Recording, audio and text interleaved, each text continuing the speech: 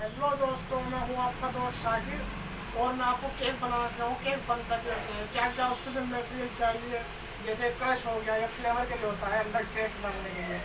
ये पाइनएप्पल होता है, ये भी फ्लेवर होता है, पाइनएप्पल फ्लेवर का जो केक आता है। ये जेली है, ऊपर डिजाइन के लिए डलती है जेली। और ये हमारे कुछ औजार हैं जो केक बनाना।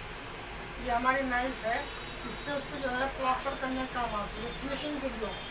ये सीजर है, फूल फ्लावर को रखने के केक के ऊपर काम आते हैं। इसको कॉम बोलते हैं, कॉम साइड में डिजाइन डालने के लिए। चलो हम केक बनाना शुरू करते हैं।